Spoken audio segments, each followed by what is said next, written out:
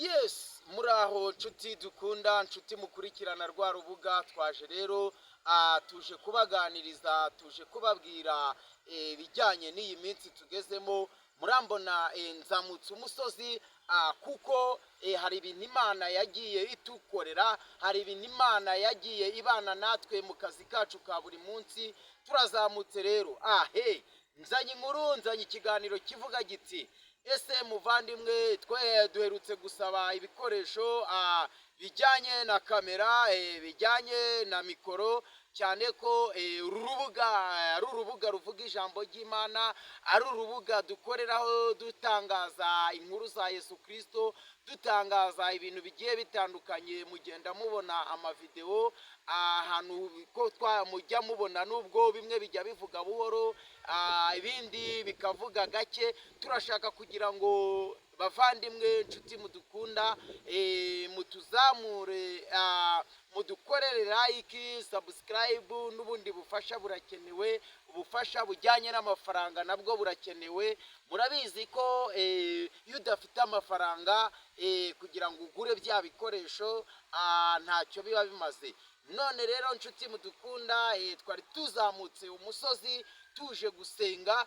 Nitwamara gusenga tubabwire topic y'ikiganiro, impamvu tuzamutse uyu musozi, ndavuga ahantu hameze hatya. Reka dusenge, nitwamara gusenga ubundi tubabwire ikiganiro kituzamuye umusozi. Haleluya. Uwiteka Mana nkuru, Mana yacu, Mana iri mu ijuru, Data wa twese uri mu ijuru, tuzamutse uyu musozi tuje kuganira n'ubwoko bwawe wiremeye, tuje kuganira n'abantu bawe wiremeye, tuje kuganira n'ibiremwa byawe. Nyagasani, uduhe icyo kubabwira kandi utwongerera imbaraga, udushoboze, udukomeze. N'ibiganiro turi bubwire abantu aba ari we ubiduha, cyane ko tuje kubabwira ibyo washyize kuri uyu mutima wacu. Nushimwe, nuhabwe icyubahiro. Urakoze. Ngaho natwe turatuje, duhe icyo tubwira abantu bakurikirana urubuga. Amena. Urakoze. Yego nshuti mudukunda, maze iminsi kiraho ibiganiro bigiye bitandukanye, ariko ibyo biganiro ni byinshi. Rero twasabye inkunga, twarazisabye, kandi rwose inkunga zirakenewe. Muvandimwe udukunda, muvandimwe ukurikirana uru rubuga twashyizeho rwamamaza inkuru za Yesu. Yego, turabanza rero turirimbe, nitwamara kuririmba ubundi dushyireho ikiganiro.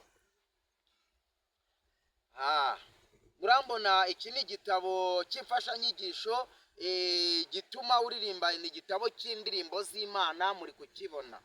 Indirimbo rero iri kumfasha muri iyi minsi ni indirimbo ivuga ngo umutima w'umuntu ujya imbere y'Imana ugakomanga urugi. Ngiye kuyifungura rero, nawe uteze ugutwi wiyumvire.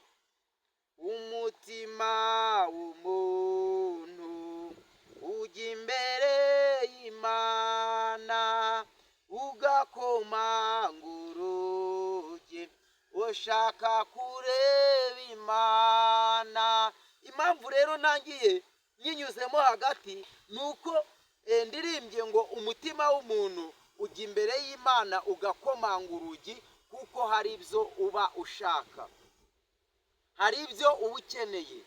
Natwe rero turazamutse tuje kuri uyu musozi kuko hari ibyo dukeneye ku Mana.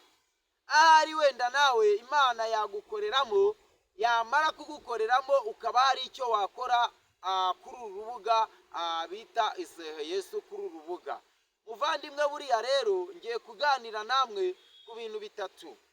Ubwo mfashe igitabo bita Bibiliya. Rero murabona ko iyi ari Bibiliya. Nimara kuyifata nayo ndabasomera ijambo ry'Imana, ninamara kurisoma ubundi tubone tuganire. Yego, ijambo ngiye gusoma ni ijambo riboneka muri Yohana. Muri Yohana iryo jambo rero ngiye kuribaganirizaho. Noneho ninamara kuribaganirizaho mbone mbabwire topiki y'ikiganiro, inkuru z'ikiganiro.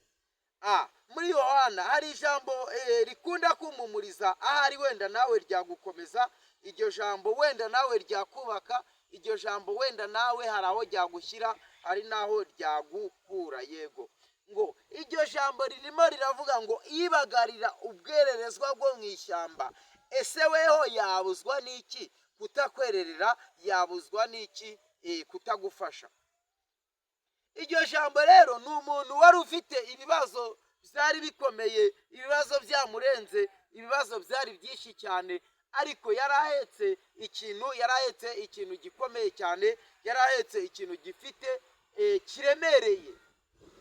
Icyo kintu rero uwo muntu yari afite cyari kimuremereye cyane, ko nko muri iyi minsi tujya tubona abantu benshi ibibazo biba bibaremereye, aho ubona mu nsengero zigiye zitandukanye abantu basigaye bashwana, ukabona bakoze ibintu by'imyigararambyo, kandi ibi ntibyabagaho. Ntabwo byabaga buriya mu rusengero, habaga ari ahantu hubashywe. Ndi mutoya, ariko iyo uganiriye nk'abantu b'abamama, ukaganira nk'abantu b'abakecuru, ukaganira nk'abantu b'ababyeyi bakuze, bakubwira ko buriya mu rusengero ari ahantu habaga hubashywe, habaga ari ahantu utakagombye gutonganira, habaga ari ahantu utakagombye gucurangira radiyo, habaga ari ahantu wageraga ukaba ugeze ahantu hera. None turimo turagenda muri iyi si ya none, twagenda tukumva ngo mu rusengero baharwaniye, tukumva ngo ahahoze urusengero niho hari akabari, tukumva ngo ahantu hahoze urusengero niho bari gucururizamo resitora. Ukibaza ukavuga se ko hariya habaga ari ahera, akaba ari ahantu habaga hubashywe cyane, ukaba usanga ahubwo ariho hari gukorerwa ibyo byose. Uribaza ese ibi bintu mwana w'umuntu we bizatubera amahoro? Aho wenda n'icyaba ari nka cya gihe twaba dushaka kwinjiramo cy'Isodoma na Gomora, aho Yesu yinjiye mu rusengero agasanga abantu bacururizamo, agasanga abantu bakoreramo ibyangwa n'Uwiteka, kandi yari inzu y'Imana. Ahari wenda cyaba ari icyo gihe turimo dushaka kwinjiramo. Uzandika muri komenti uvuge ati nicyo gihe tugezemo, cyangwa nicyo si cyo, wenda n'iterambere turi kugeramo. Umuntu ukorera ku rubuga bita Izera Yesu rero ari ngewe muri kureba, azanye ikiganiro kibaza giti ese ko turi kubona ahahoze urusengero hari gukorerwamo ubucuruzi, hari gukorerwamo biriya, kandi hari ahoragamo abamarayika, ari ahantu umuntu yihaniraga, ari ahantu umuntu yakirizwaga, ari ahantu umuntu yambariraga imbaraga, ari ahantu umuntu yazanaga ibimuremereye bimugoye agataha byamuvuyeho. Ese bimeze ibite? Yego mbaza nanjye nkubaze, nk'uko muri iyi Bibiliya nasomye ngo uwo muntu yari yikoreye imitwaro imuremereye, ariko yari yabuze uwayimutura. Ahari yabaga yakwigira inama yo kujya mu rusengero, yagera mu rusengero iyo mitwaro akayiruhuka. None ahubwo rwa rusengero turi kubona ari rwo bari gucururizamo, none turi kubona rwa rusengero ari rwo bari gukoreramo ibibyangwa n'Uwiteka. Ni ukuri Imana itabare abantu. Yesu se wenda yaba agiye kuza, cyangwa se n'ibimenyetso byo kuza? Uze kutwandikira muri komenti nabwo utubwira ati Yesu ahari wenda agiye kuza. Yego, Imana impaye isomo rivuga ngo ni ukuri muri iyi minsi umukristo usenga Imana yakagombye kuba hari icyo afite muri we. Ngewe hari ikiganiro nigize mbwira abantu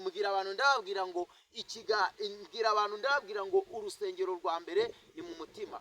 Mu mutima wawe niho wakugira inama yo kubaho, mu mutima wawe niho wakugira inama yo gukora buri kimwe cyiza, cyangwa se erega nubwo waba uri n'umukristo wanakora nabi kandi uri umukristo, wanagira n'umutima mubi uri umukristo, ariko iyo ufite muri weho umutima mwiza nta kabuza mu mutima wawe haba harimo marayika ushobora gutuma ubaho cyangwa se ugakora ibyemerwa nawe. Yego, turanezerewe cyane cyane, turanezerewe rwose. Ariko nshuti bavandimwe, nshuti mukurikirana urubuga Izera Yesu, uyu muntu twabonye muri Bibiliya yari afite ibibazo bimuremereye, yari afite ibigeragezo, yari afite ibintu bimugoye, yari afite ibintu biremereye umutima we, ariko igihe cyarageze wa mutwaro yari ahetse ku rutugu we arawutura, araruhuka. Uwo wamuruhuye ninde? Ni Yesu, ni Yesu Kristo. Bavandimwe rero, muri iyi minsi turabona ibihe bigoye, muri iyi minsi turabona ibihe bigeze nk'aho isi turi kubona iturangiriyeho, ariko nimuhumure, Yesu azaduha ahandi heza ho gutura. Bavandimwe, nimugire urukundo, mushyigikire channel yacu yitwa Izera Yesu. Dushyiraho ibiganiro bijyanye no gusenga, dushyiraho ivugabutumwa, dushyiraho ibintu byinshi, ariko nta kabuza Yesu azatugirira neza, azahaza kwifuza kwacu. Yesu arashaka kugira ngo umuntu wese icyo yamenye akigire mu mutima we, agitunge kandi akomere muri we, kandi agire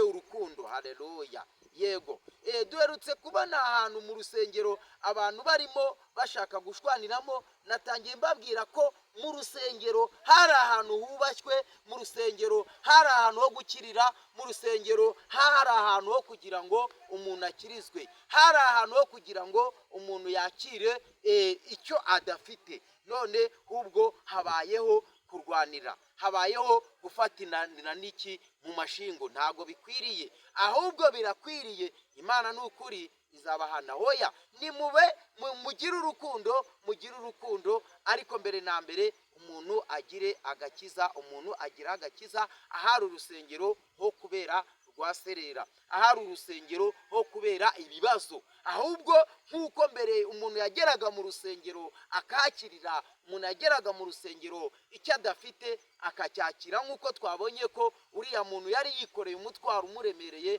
ariko yagera mu rusengero akahakirira. Mu rusengero nicyo tuba dushaka, kugira ngo umuntu ahakirire. Yego, noneho rero bavandimwe, mu rusengero ho kubera aho gucururiza, mu rusengero ho kubera ho ibyangwa n'Uwiteka, ahubwo n'ubundi muhasigasire, hakomeze habere ibyiza. Yego, noneho tugiye gusoza, ariko mbere y'uko twasoza turababwira ngo bavandimwe, nimushyigikire umurimo w'Imana nk'uko twatembye tuvuga ku nkuru za Yesu. Muri iyi minsi biragoye, ni ukuri umwami Imana mugiye kumubona, Imana mugiye kuyibonesha amaso yanyu, Imana mugiye kuyibona. Natangiye ndababwira ngo bantu, Imana yaraturinze mu biza, iturinda muri korona, iturinda na ziriya ntambara zagiye zicaho zigiye zitandukanye. Ubu ngubu rero Imana iri kubwira abantu ngo iriyiziye kubw'ibyo iri kubona mu maso y'abantu, kubyiri kubona mu bantu bavuga ngo barayisenga kandi babeshya.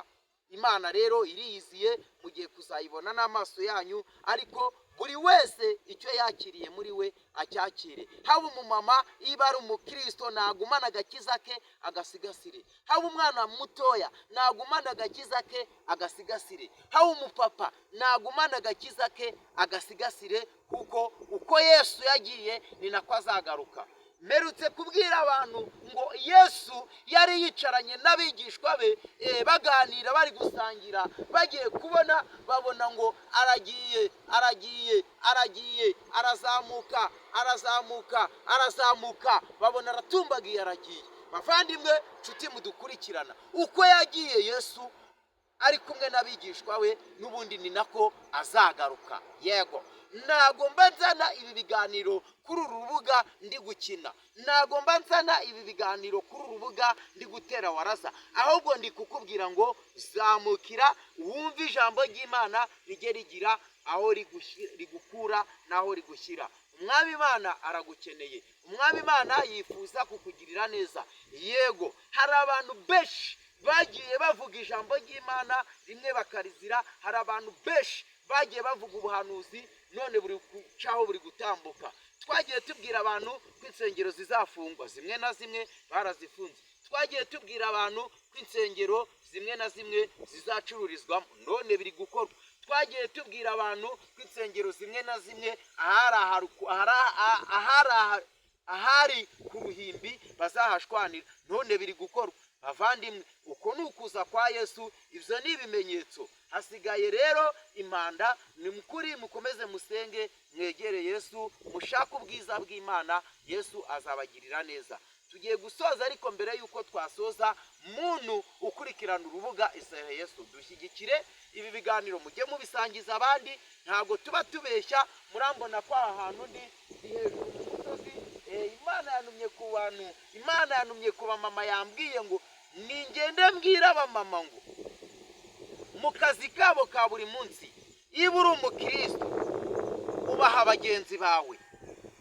Imana irongera inuma ku bapapa irambwira ngo ningende mbwira abapapa, iyo uri umupapa mu kazi kawe ka buri munsi ukora ubaha mugenzi wawe, kandi uwo watekerereje kugira nabi, kumugirira nabi, ubireke, ugire urukundo nk'umuhutazi rwose pe, icyo akagombye kumuha ukimuhe. Imana irongera inuma no ku bana batoya ngo bubahe ababyeyi babo, kuko uko Yesu yagiye niko azagaruka. Ibimenyetso bye byo kuza gutungurana kwe biri kuza. Bavandimwe, nshuti mudukunda, nimukomeze mushyigikire urubuga Isaha Yesu. Nababwiye ko tuzajya tugenda tubazanira ibiganiro. Twasenze Imana ngo ujye turinda ibigeragezo, ikajya turinda uburwayi, ikajya turinda ibintu bigiye bitandukanye. Ubwo rero narinzanye inkuru zivuga ko Yesu wacu agiye ku